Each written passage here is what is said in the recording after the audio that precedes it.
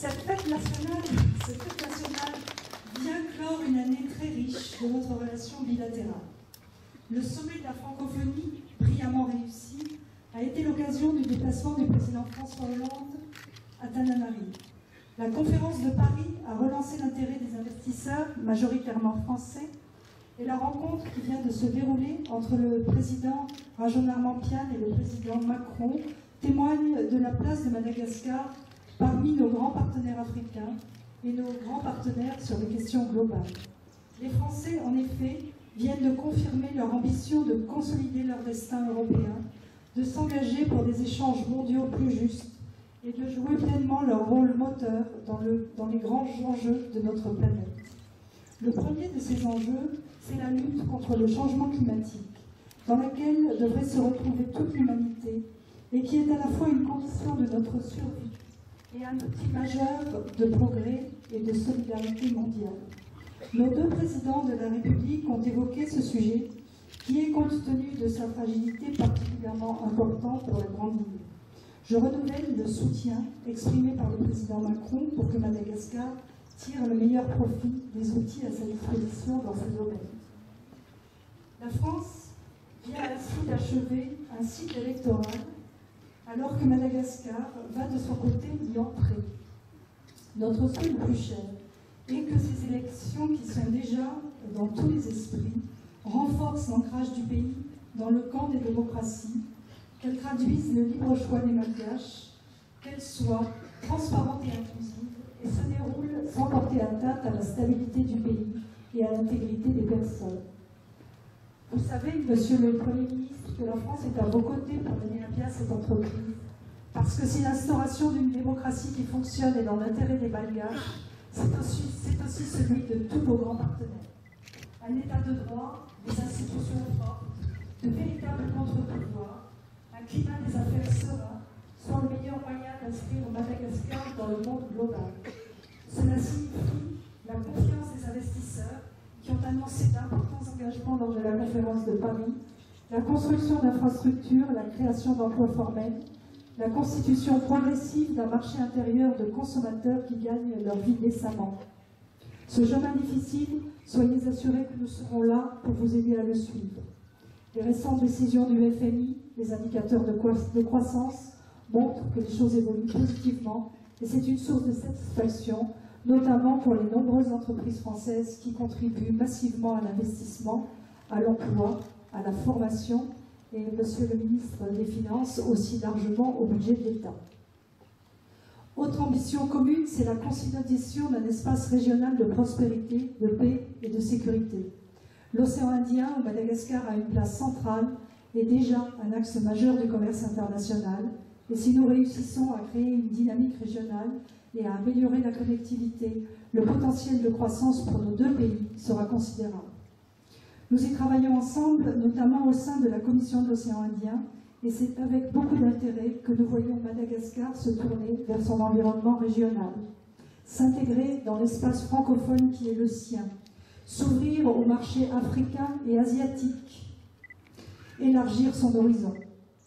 Nous sommes confiants, et avec nous les Malgaches qui sont les premiers concernés, que cela se fera dans le respect des équilibres budgétaires, dans le respect du droit et dans le respect de la gestion durable des ressources du pays au profit des populations.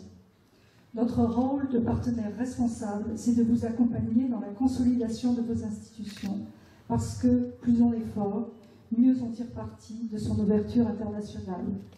Notre rôle de partenaire historique, c'est de vous permettre d'avancer plus vite sur des sujets fondamentaux pour la cohésion de la société. Nous voyons bien avec vous les menaces qui s'accumulent sur la population et nous sommes là aussi pour vous proposer des réponses.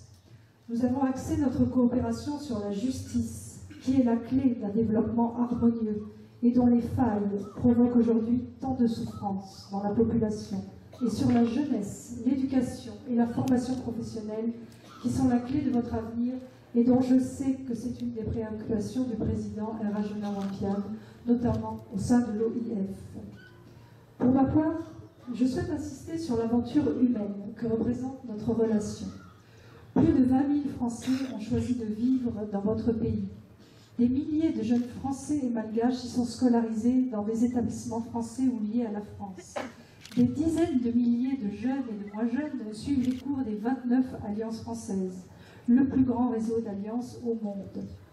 Je souhaite aujourd'hui rendre un hommage particulier à l'action de Christine de Gainsbourg, qui, en s'appuyant précisément sur ce réseau, a permis la diffusion des livres en français, même dans les endroits les plus reculés.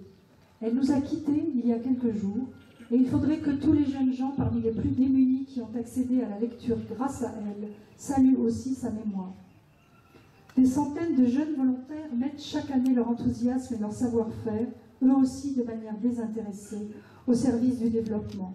Plus de 4000 Malgaches étudient en France, et nous l'espérons, trouveront bientôt à Madagascar un contexte propice à leur épanouissement professionnel. Monsieur le Premier ministre, la primature va présider un événement qui marquera profondément ce lien très original en organisant en octobre les assises de la coopération décentralisée. Madagascar est en effet le premier destinataire de l'aide des collectivités territoriales françaises et elles rencontreront leurs homologues malgaches, mairies, régions, provinces, pour redynamiser leurs relations après une période de réforme aussi bien du côté malgache que français. Chers amis malgaches, chers compatriotes, le lien humain, c'est également vous, tous présents ici, qui l'incarnez. Votre nombre, votre grande diversité témoignent de notre longue histoire commune.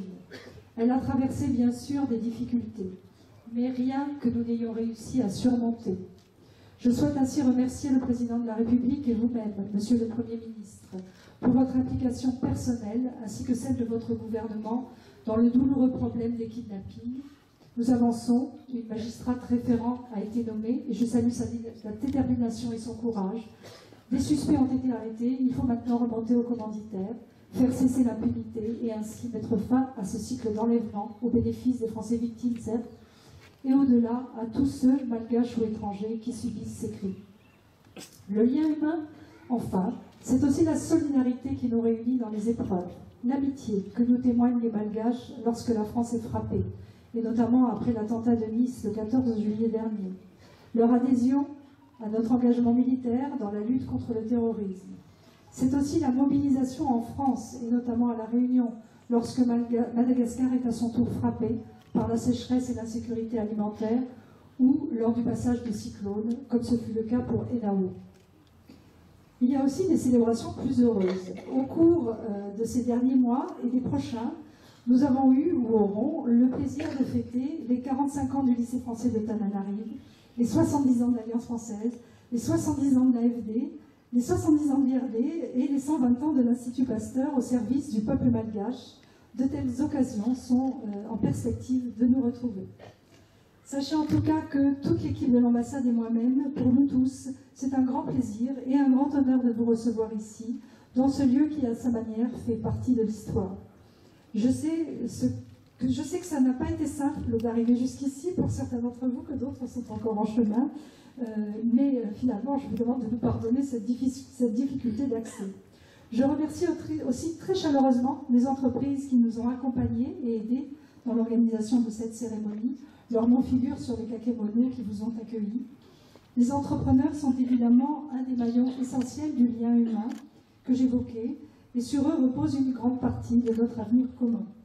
Ensemble, nous avons tout fait pour que cet événement soit une fête, et nous remercions le ciel pour sa clémence en ce lumineux jour d'hiver. Makasitra makatel tumkula situmkuvav, mirar souatsik rehet.